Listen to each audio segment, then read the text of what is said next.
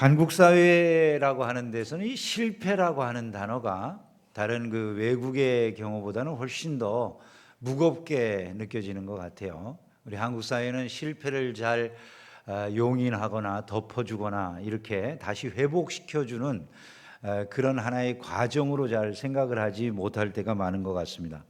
그래서 우리 한국 사회가 되게 실패에 관대하지 못하다 이런 이야기를 듣고 한 번 실패하면 영원히 낙인이 찍히게 된다 이런 생각을 하니까 실패하는 걸 굉장히 두려워하는 이런 사회의 모습을 하고 있다는 생각이 들 때도 있습니다.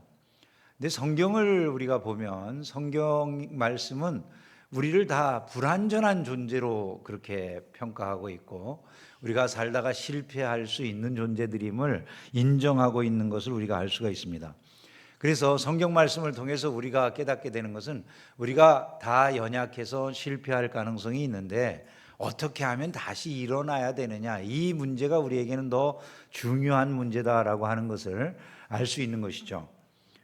그래서 성경의 말씀을 우리가 살펴보면 성경에 나타나는 중요한 인물들도 우리와 같이 이렇게 실패를 경험한 것을 알 수가 있어요. 예를 들자면 여호수아와 같은 인물, 아주 대장군이죠. 모세와 함께하는 동안에 모세 아래서 그야말로 전쟁마다 승리했던 그런 아주 대장군인데 자기에게 이제 리더십이 넘어온 다음에 요단강을 건너서 여리고를 크게 무찌르고 그야말로 승승장구할 것처럼 보여졌는데 안타깝게도 아이성에서 큰 패배를 경험하면서 36명이나 되는 자기의 아끼는 군인들이 목숨을 잃게 되어지는 일들이 벌어지게 됩니다.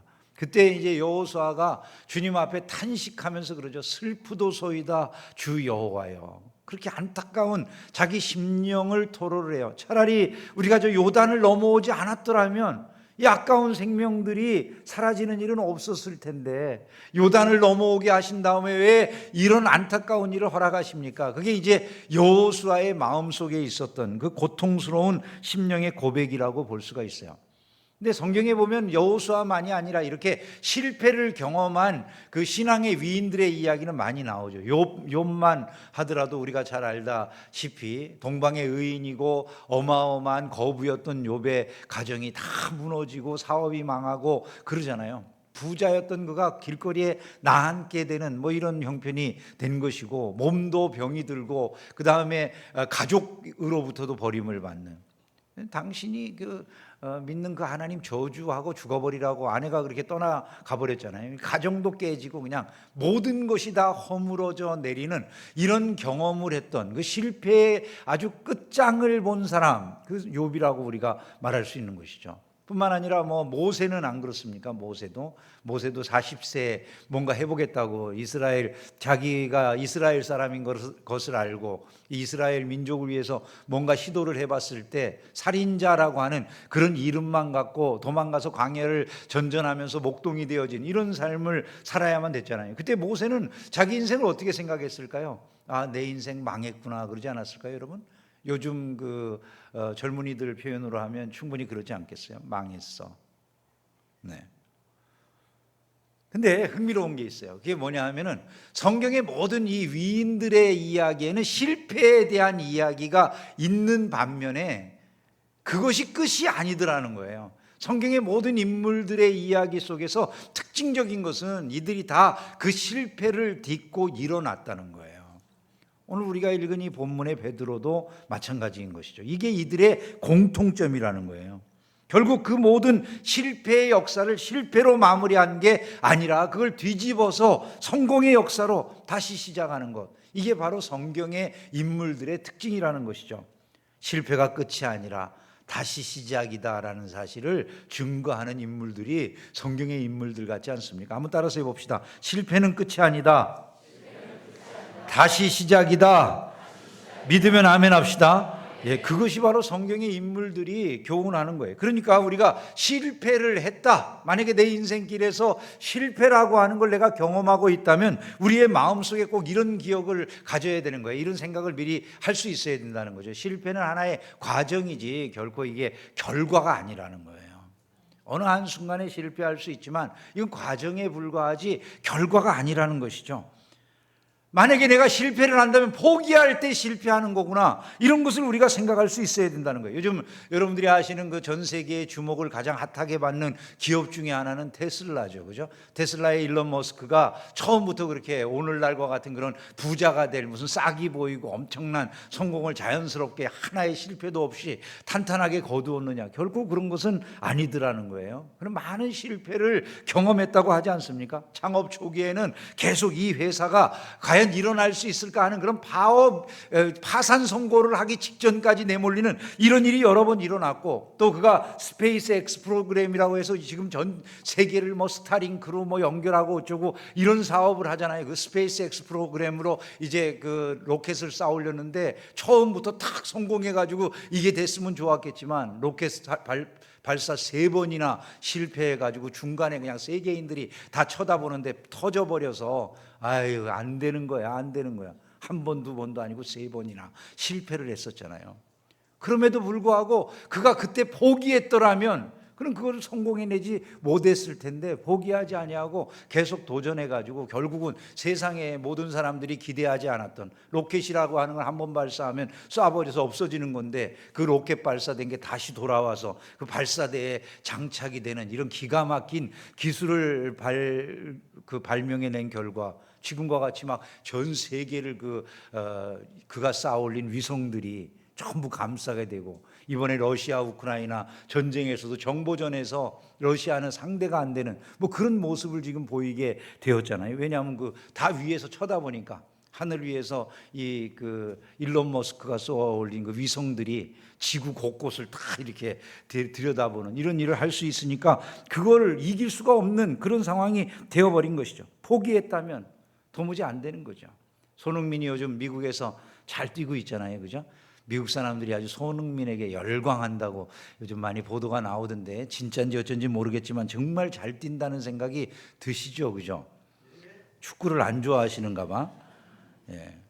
근데 이 손흥민도 함부르크에서 축구할 때 무릎 부상으로 1년 동안 못 뛴 때가 있었어요. 사람들이 넌 끝났다, 무릎 부상 당한 손흥민 끝났다 그러는데 재활 연습을 얼마나 치열하게 했는지 모른다는 거예요. 끝났다고 생각해서 남들의 이야기 듣고 그래 끝났어 포기했으면 아무것도 못했겠죠. 그런데 손흥민이 그렇게 열심히 뛴 결과로 어떻게 됐습니까? 지금 세계적인 스타 선수로 그렇게 나아가는 것을 우리가 볼 수 있죠. 윈스턴 처칠이 한 말입니다. 실패는 치명적인 것이 아닌데 중요한 것, 가장 중요한 것은 계속 나아가는 거다, 이렇게 말을 했어요. 여러분 계속 나아가시겠습니까? 포기하면 그게 끝이에요. 실패가 끝이 아니에요. 실패는 다시 시작하라는 하나님의 사인인 줄로 믿습니다. 실패를 통해서 하나님이 우리를 일깨워 주시는 게 있어요. 우리가 실패할 때 하나님이 우리를 일깨워 주시는 게 있다는 거예요. 실패라는 것 그것 자체를 하나님께서 하나님의 계획의 일부로 쓰실 때가 있다는 것이죠. 하나님은 실패조차도 하나님의 계획의 일부로 쓰신다는 거예요. 40대의 모세가 실패했지만 그렇게 도망가서 40년을 지나면서 광야의 목동 생활했던 그것은 나중에 이스라엘을 이끌고 광야로 나왔을 때 광야의 모든 상황을 가장 잘 이끌어내고 이해할 수 있는 그런 리더십을 발휘하는 데 도움이 되지 않았을까요, 여러분? 한번 생각을 해보세요. 그가 40년 동안 고통을 당하면서 내 인생 망했어 라고 생각했을 그 순간들이 오히려 하나님은 그를 지도자로서 훈련시키는 기간이었을 수 있겠구나, 이걸 우리가 알 수가 있는 거죠. 베드로는 예수님 3번 부인했잖아요. 닭이 울고 예수님과 눈이 마주치고 밖에 나가서 통곡하면서 울어요. 무슨 생각을 했을까요, 여러분? 나 같은 인간은 쓸모없는 인간이야 그랬을지도 모르죠. 왜? 세상에 자기가 큰 소리는 제일 뻥뻥 쳤잖아요. 다른 사람들이 다 주님을 부인할지라도 나는 부인 안 할 거예요. 자기가 예수님 보는 데서 3번씩이나, 한 번은 저주하면서 부인했다 그래요. 저주하면서. 예수님을 저주했다는 얘기는 아닐 거라는 생각이 들기도 하지만 그랬을 가능성도 있어요, 그게요. 100% 아니라고 해석할 거는 아니에요. 그냥 그랬을 가능성도 있는데 하여간 설마 베드로가 예수님을 저주하지는 않았겠지. 그냥 내가 만약에 저 사람의 제자라면 내가 저주받을 인간이다 이렇게 했을 것 같아, 내 생각에는. 그러나 누가 알겠어요. 하여간 예수님 저주하면서까지 그렇게 부인했다는 말이 성경에 나와 있어요. 무슨 생각이 들겠습니까, 여러분? 나는 정말 쓸모없는 인간이라고 좌절하는 생각이 마음에 들었을 수도 있잖아요, 그죠? 그런데 그 베드로를 회복시켜 주시니까 그 베드로는 나중에 그냥 예수님과 똑같이 십자가에 못 박히는 것조차도 나에게 너무 송구해. 그래서 거꾸로 내가 못 박혀 죽겠다고 한 그런 정도의 희생력을 가진, 그냥 주님을 위해서는 마지막 목숨을 내놓고 충성할 수 있는 가장 훌륭한 제자가 되는 것 아니겠어요? 그에게 있어서 이 실패는 끝이 아니라 하나님의 선한 도구로 쓰임받게 되어지는 오히려 더 좋은 계획의 일부에 해당되는 것이 될 수 있다는 거예요. 물론 우리가 실패하는 것 자체를 좋다고 이야기하는 건 아니에요. 실패하는 게 좋다는 게 아니라 하나님이 능히 그런 일을 해내실 수 있는 분이라는 거예요. 믿으시기를 주의 이름으로 축원합니다. 하나님은 그런 일을 하실 수 있어요. 실패를 통해서 더 성장케 하시는 분이 하나님이세요. 더 성장하도록 만드시는 분. 그래서 실패를 경험을 해보면서 오히려 더 많은 걸 깨닫고 하나님 안에서 나 더 나아졌어요. 이런 사람들이 너무 많아요. 존 맥스웰 목사는 사람이 실패할 때 되게 5가지 깨달음을 가질 수 있다고 그러더라고요. 내가 경험이 부족하다. 경험 부족을 깨달을 수 있대요. 또 내가 지식이 부족하구나. 더 공부해야 되겠네. 이런 걸 깨달을 수 있대요. 내게 시간이 많이 부족했구나. 더 많은 시간을 가지고 충분히 들여다봤어야 되는데 이걸 깨달을 수도 있고, 내가 정보가 부족했구나. 이런 걸 알 수도 있다는 거예요. 그리고 내가 기도가 부족했구나. 하나님 의지하면서 하나님 앞에 깊이 엎드려 기도하는 일을 내가 제대로 못했구나. 이런 걸 깨달을 수가 있다고 말을 했어요. 배달의 민족이라고 하는 그 회사를 만든 김봉진 대표라는 사람, 여러분 잘 아시죠, 그죠? 배민이라고 하는 이 회사를 만들기 전에 김봉진 회장이라고 하는 이 사람은 금방 성공했느냐, 그게 아니라더라고요. 7번 사업을 실패를 했대요. 7번 사업을 7번 실패를 했는데, 한 번은 웹 개발하는 회사를 만들었는데도 실패하고, 온라인 쇼핑몰을 만들었는데도 실패하고, 인터넷 방송국을 만들었는데도 실패하고, 다 실패했다는 거예요. 일어날 수 없을 것처럼 생각을 했는데 이 과정을 통해서 이 김봉진 회장의 말이 그거예요. 자기는 포기한 게 아니라 실패할 때마다 뭔가를 배웠다고 그러더라고요. 성장한 거예요. 그 실패를 통해서 포기하거나 그냥 내가 아무것도 배운 거 없이 잃어버린 게 아니라 성장을 했다는 거예요. 성장했어요. 그리고 결국 고객이 원하는 게 진짜 뭔지 이걸 발견해낼 수 있었대요. 그래서 그걸로 배민을 만들었고 그것 때문에 성공했다는 것이죠. 여러분 잘 알다시피 배달의 민족은 지금은 독일 회사가 됐어요. 독일 회사가 됐는데 독일 회사에다가 이 배달의 민족 팔 때 가격이 수조 원이었어요. 수조 원. 아무도 놀라지도 않아요. 요즘은 뭐 조 단위는 뭐 다 우습게 여겨서. 근데 세상에 그 작은 회사 하나, 우리가 길거리에서 흔히 볼 수 있는 그 오토바이 왔다 갔다 하는 그 회사 하나 창업해 가지고 조 단위의 돈을 벌었다고요. 조 단위. 하나님께서는 우리에게 실패를 통해서 뭔가를 배우게 하세요. 배우게. 모세에게 배움을 주시고 베드로에게도 깨달음을 주시는 거예요. 우리의 삶도 마찬가지예요. 여러분 요즘 이 세상을 바라보면서 벌써 아무것도 해보기 전에 내 인생 끝났다고 생각하는 분들이 있다면요, 그것처럼 어리석은 일은 없을 거예요. 저는 요즘 새로운 기회의 문이 활짝 열리고 있다는 생각이 많이 들어요. 요즘 AI 시대가 새로 열리잖아요. 지금 뭐 AI라고 하는 거는 불과 시작된 지 몇 년 되지도 않았잖아요. 우리가 이 AI라고 하는 것이 사람들의 이런 그 거의 대화 상대가 될 만큼 이렇게 변하리라는 거 생각 못 했는데, 한 4년 정도의 시간에 거의 이제는 사람하고 대화가 될, 아주 자연스러운 대화가 될 정도로 이게 변하는데, 그렇게 바뀌지 않았습니까? 4년 정도.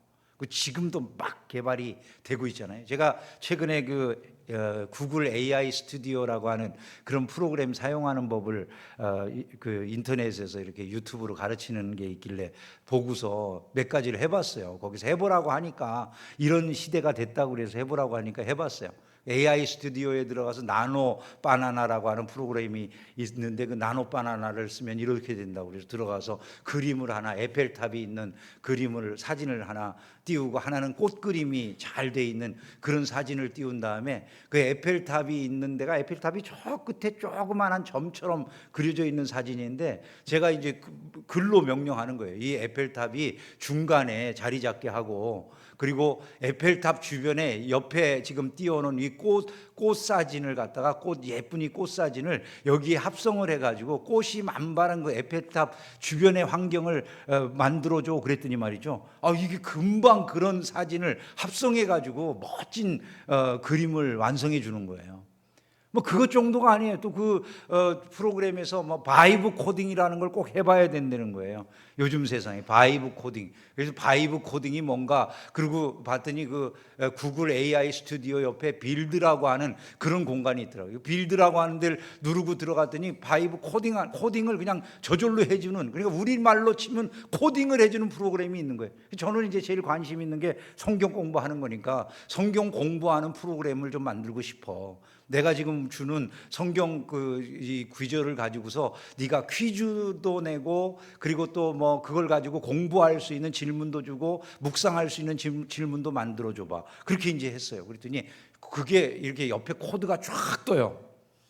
코딩하는 작업을 그냥 자동으로 해주는 거예요. 코딩하는 게 다 나오더니 그 다음에 이렇게 딱 퀴즈, 그 다음에 뭐 묵상, 그리고 이 세 부분으로 나눠져가지고 제가 요구한 대로 이게 떠요. 퀴즈 들어가니까 퀴즈에서 그 성경 구절 위에 떠 있는 성경 구절을 물어보는 거예요. 그리고 제가 답을 맞는 걸 고르면 밑에 콜렉트라고 빛이 딱 들어와요. 그걸 2분 정도 됐는데 만들어주는 거예요. 마음속에 기가 막힌 세상이 열렸구나라는 생각이 들었어요. 앞으로 이런 걸 가지고 뭐 사람들이 사업을 하거나 일을 하려고 하면 얼마나 대단한 그런 일들이 만들어질까. 지금 포기하는 게 아니라 이제 막 시작되는 지점이잖아요, 이 모든 것들이. 그러니까 지금 이런 것들을 새로 시작할 수 있는 엄청난 장들이 열려져도 어떤 사람은 계속 단 한 번의 실패로도 뭐 끊임없이 그것만 기억하면서 나는 실패했어 아무것도 못할 거야 이러고 있는 사람들, 원망만 하고 있는 사람들은 없을까요, 여러분? 우리에게 포기하지 않는 정신이 있을 때 다시 일어나게 될 줄로 믿습니다. 하나님 안에서 자꾸 이걸 통해서 하나님 나를 성장시키시지라고 하는 그런 생각을 할 수 있어야 되는 거예요. 실패를 통해 하나님은 겸손하게 우리를 만드는 거예요. 내가 내 힘으로, 내 능력으로, 내 지식으로, 내 재주로 이렇게 하는 게 아니라는 거예요. 20대 때는 내가 뭐든지 할 수 있어 이러다가도 30대만 돼보면 직장 취업하는 거 하나도 내 마음대로 안 되니까 생각처럼 쉽지 않네 그러죠. 40대쯤 되면은 사람이 정말 인생 살기 힘드네 이런 얘기하고 50대쯤 되면 비로소 내 마음대로 되는 거 하나도 없어, 은혜가 있어야 돼. 그때쯤 돼야 철이 드는 거예요. 이제 겸손하게 하나님 아니면 아무것도 할 수 없어요. 독일의 영성가인 안셀름 그린이라고 하는 사람이 그래서 실패가 우리의 영성의 도전이 된다 이런 말을 하면서요, 실패를 통해 우리는 겸손을 배운다 그랬어요. 베드로는 실패를 경험했어요. 그러나 그것이 그의 끝이 아니죠. 그 이후에 베드로는 정말 겸손하잖아요.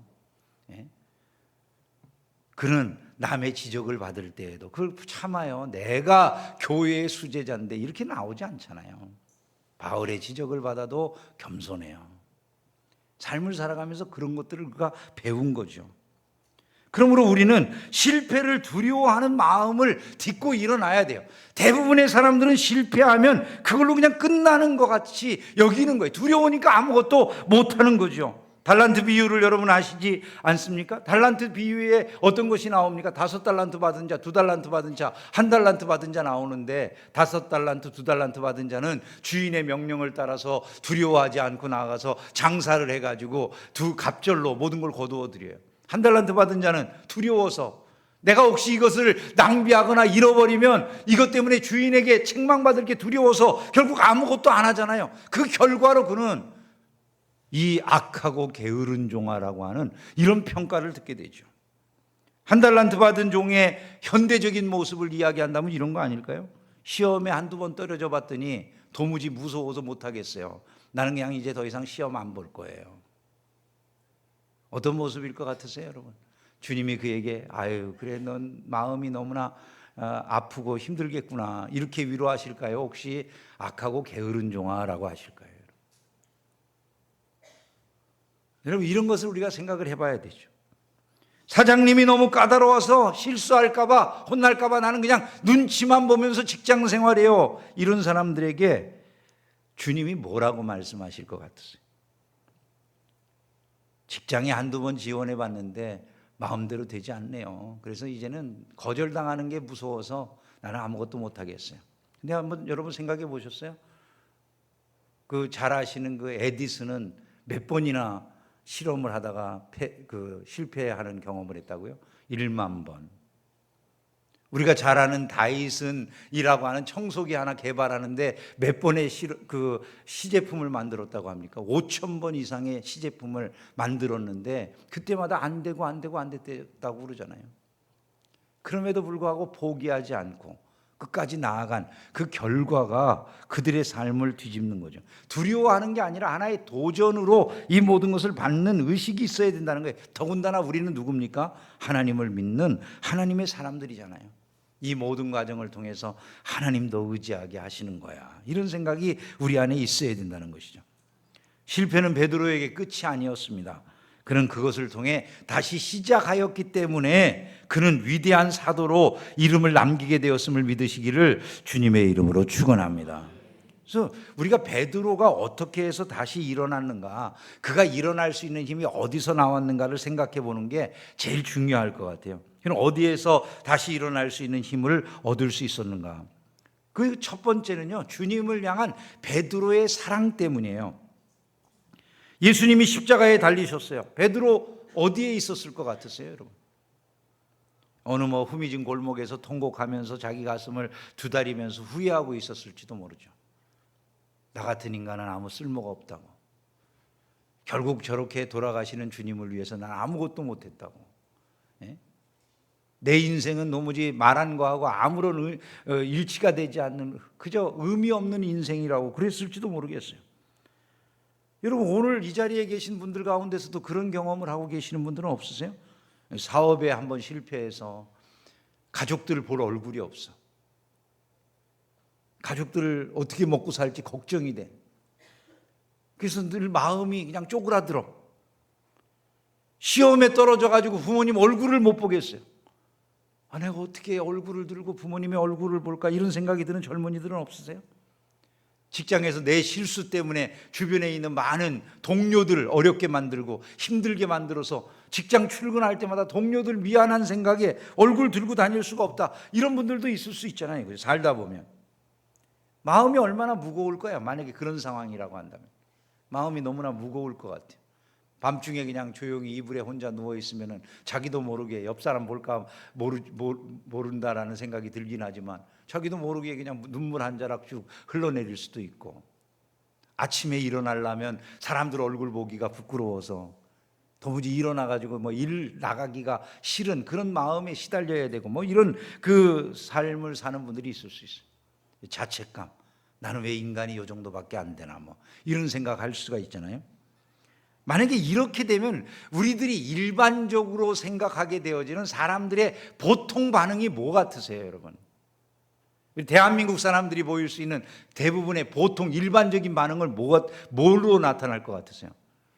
대부분 도망가려고 하는 거. 얼굴만 좀 서로 이렇게 안 보고 대충 그냥 그 상황을 외면하려고 하는 이런 걸로 나타나기 쉽거든요. 여러분은 어떤 반응을 보이실까요? 대부분의 사람들이 그러기 쉬운데 베드로는 매우 다른 반응을 보여요. 한번 생각을 해보세요. 베드로를 예수님이 지금 부활하신 예수님이 베드로를 찾아오셔서 저 멀리서 지금 제자들을 향해서 말씀하는 동안에 베드로가 예수님인 줄 모르고 있는 상황에서 다른 제자들이 말을 해준 거잖아요. 주님이시다. 그러면 내가 그 이야기를 들었을 때 예수님 눈 딱 보는 데서 눈이 딱 마주치는 데서 내가 3번 예수님의 말씀을 들었음에도 불구하고 네가 다 굴기 전에 3번 나를 부인할 거야. 그 말을 들었음에도 불구하고 자기가 진짜 예수님을 3번 부인한 거예요. 저주하면서까지 부인한 다음에 눈이 딱 마주쳤어요. 닭이 울고. 그런 베드로가 예수님이시다라는 이야기를 들었을 때 우리가 생각하는 일반적인 반응이라면 어떻게 할 것 같으세요? 도망가고 싶을 것 같잖아요. 그죠? 외면하고 싶고 부끄러워서 뒤로 숨고 싶고 이럴 거거든요. 근데 흥미롭게 베드로는 그게 아니라 오히려 더 주님에게로 나아가는 거예요. 이거는 너무나 이해가 안 되는 태도예요, 사실은요. 오히려 더 주님에게로 가까이 나아가요. 한번 생각을 해보세요. 예수님 부활하셨다 했을 때도, 여자들이 그 소식을 전해주러 왔을 때도 무덤에 제일 먼저 달려간 제자 누굽니까? 베드로잖아요. 그죠? 베드로가 거길 가요. 이게 신기한 일이죠. 이거 이해가 안 되는 일이에요. 보통 우리가 생각할 때는 면목이 없어서 좀 뒤에 예수님을 만난다 하더라도 쭈뼛쭈뼛하면서 이렇게 만나야 정상일 것 같은데 베드로는 그게 아니에요. 막 물로 뛰어들고 제일 먼저 무덤으로 달려 올라가고 뻔뻔함이 철갑을 쓴 철면피 같이 그렇게 뻔뻔하다 이렇게 생각이 들 수도 있잖아요. 그죠? 근데 그게 아니에요. 사실은 베드로의 이런 태도는 뭘 보여주냐면 베드로의 마음속에 예수님을 향한 사랑만은 그 무슨 상황에서도 부인할 수가 없다는 거예요. 그리고 베드로가 알고 있는 게 있었어요. 예수님은 내 마음을 아실 거다라는 거예요. 예수님 내 마음을 아실 거다라는 거예요. 내가 비록 실패했었어도, 내가 넘어진 경험이 있었어도 예수님 그분은 내 마음을 알아주실 거야 라는 그 믿음이 있었어요. 그래서 그 사랑과 그 믿음이 있는 그것을 가지고 예수님에게 나아가는 거예요. 그래서 오늘 이 말씀에 보면 이 베드로에게 예수님이 네가 나를 사랑하느냐 할 때마다 베드로의 대답이 무엇입니까? 내가 주님을 사랑하는 줄을 주께서 아시나이다. 그러는 거예요. 주께서 아시나이다. 그리고 베드로의 그 사랑만이었다면은 회복은 어려웠을 테죠, 그죠? 근데 그 다음이 더 중요한 것이죠. 베드로를 향한 주님의 사랑이 있었다는 거예요. 베드로를 향한 주님의 사랑. 베드로가 알고 있었지만 베드로를 향한 그 주님의 사랑이 먼저 있었던 거예요, 사실은요. 베드로가 배신하기 이전에 예수님이 이미 배신할 걸 아셨고 너를 위해서 내가 기도했다라고 말씀을 하지 않습니까? 실패한 베드로를 찾아와 주셨고 그에게 따뜻한 먹거리를 제공해 주셨고 그에게 3번의 실패를 하신 주님이 3번 다시 사랑하느냐를 물어보시면서 그를 사명의 자리로 불러주셨잖아요, 여러분. 그래서 우리가 회복되는 지점이 어딘가를 이 말씀은 너무나 잘 보여주는 거죠. 우리가 실패한 자리에서 회복될 수 있는 지점이 어디입니까? 먼저 우리가 주님을 사랑하는 그 사랑을 잊지 않는 곳이에요. 여러분 이게 중요해요. 내가 사업을 하다가 다시 일어나려고 하는데 내 생각이 이런 생각이, 내 세상에서 성공해서 한번 내 뜻을 펼쳐볼 거야. 여러분 이런 마음이 있는 사람들은 일어나도 별로 하나님의 나라를 위해서 큰일 할 것이 없어요. 근데 여러분 주님이 기뻐하시는 사람은 어떤 사람일 것 같으세요? 내 삶의 모든 것이 다 주님의 영광을 위한 것인 사람이에요. 그래서 내가 살아가는 목적, 사업하는 목적, 내가 지식을 쌓는 목적, 내가 인기를 얻는 목적, 그 목적 자체는 다 주님께 달려있는 거예요. 그렇게 주님을 위해 살다가 내가 실패하고 넘어지는 이런 일이 있었는데 그것이 실패하고 넘어진 줄 알았더니 내 안에 주님을 향한 열정과 사랑이 전혀 식지 않아요. 그래서 다시 주님을 위해서 사업하고 싶어요. 주님을 위해서 다시 일하고 싶어요. 주님을 위해서 다시 뭔가 놀라운 기여를 하고 싶어요. 주께서 바로 거기에 함께 사랑으로 응해 주실 때 어떤 역사가 일어난다고. 회복의 기적이 일어나는 줄을 믿으시기를 주님의 이름으로 축원합니다. 그러므로 우리는 주님의 은혜를 구하면서 다시 일어날 수 있어야 된다는 것이죠. 주님, 저의 실패조차도 주님은 능히 선한 도구로 바꾸실 수 있는 전능자이심을 믿습니다. 저는 너무나도 비참하게 무너졌습니다. 저는 무거운 짐에 눌려 있습니다. 실패한 제 모습을 바라보면 저는 너무나도 초라하고, 저는 지금 믿음도 너무나 적은 것 같고, 제 의지도 박약한 것 같고, 제가 아는 것도 없는 것 같아요, 주님. 하지만 저는 주님을 사랑하고 주님을 믿습니다. 주님은 여전히 저를 능히 회복시켜 주실 수 있는 전능자가 되심을 믿습니다. 그렇게 주님 붙잡아야 된다는 거죠. 사업에 실패한 분들이 있다면 주님이 그분들에게 뭘 물어볼 것 같으세요? 주님은 베드로에게 물어본 거하고 똑같은 그 한 가지만 확인하고 싶어 하실 거예요. 너 날 사랑하니? 여러분, 이 질문 앞에 여러분은 어떤 대답을 하시겠습니까? 제가 주님을 사랑하는 거 주께서 아십니다. 주님이 뭐라고 대답해 주실까요? 내가 너에게 새로운 길을 열어줄 것이다. 저는 그렇게 대답하시리라고 믿습니다. 주님, 제가 시험에 떨어졌어요. 제 마음이 너무나 낙심됩니다. 주님이 그 청년들에게 뭐를 물어보실 것 같으세요? 네가 나를 사랑하느냐를 물어보실 거예요. 그리고 주님은 그들에게 이 말씀을 하시겠죠. 제가 주님을 사랑합니다 하는 그 청년들에게 말씀해 주실 거예요. 내가 너를 위해 새로운 계획을 가지고 있다. 여러분, 이런 말씀을 들을 수 있는 믿음의 사람들이 되기를 주의 이름으로 축원합니다. 이제 우리 모두 믿음으로 이와 같이 살아갔으면 좋겠어요. 실패는 끝이 아니다. 다시 시작하는 기회다라는 것을 고백할 수 있기를 진심으로 소망합니다. 한번 따라서 해봅시다. 실패는 끝이 아니다. 다시 시작이다.